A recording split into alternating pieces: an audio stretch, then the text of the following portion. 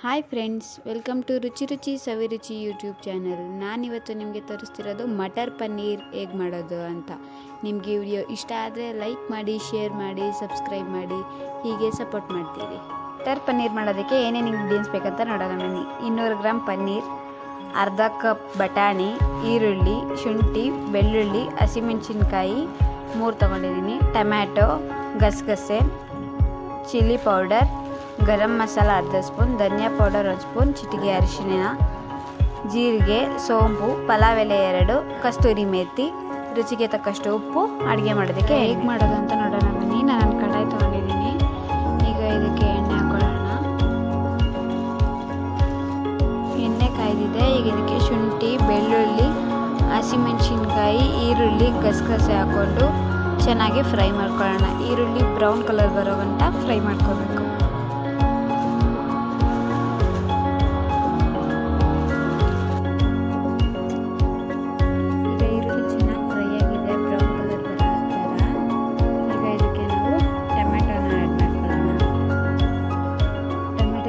Soft ಆಗಬೇಕು, ಆ ರೀತಿ ಫ್ರೈ ಮಾಡ್ಕೋಬೇಕು.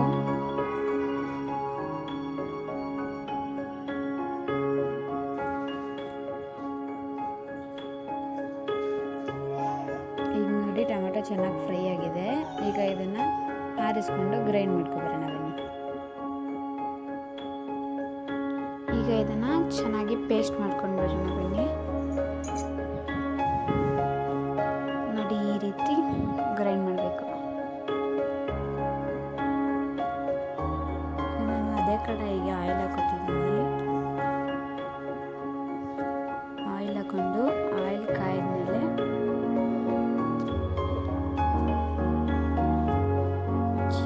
ಪಲಾವ್ ಎಲೆ, ಜೀರಿಗೆ ಮತ್ತು ಸೋಂಪನ್ನ ಸ್ವಲ್ಪ ಫ್ರೈ ಮಾಡ್ಕೊಳ್ಳೋಣ. ನಿಮಗೆ ಖಾರ ಜಾಸ್ತಿ ಬೇಕು ಅಂದರೆ ಎಕ್ಸ್ಟ್ರಾ ಹಾಕೊಳ್ಳಿ. ನಾನು 1 ಸ್ಪೂನ್ ಚಿಲ್ಲಿ ಪೌಡರ್ನ ಆ್ಯಡ್ ಮಾಡ್ಕೊತಿದ್ದೀನಿ. ಹಾಗೆ ರುಬ್ಕೊಂಡಿರೋ ಮಸಾಲೆನ ಹಾಕ್ಕೊಂಡು ಚೆನ್ನಾಗಿ ಸ್ವಲ್ಪ ಫ್ರೈ ಮಾಡ್ಕೊಳ್ಳೋಣ.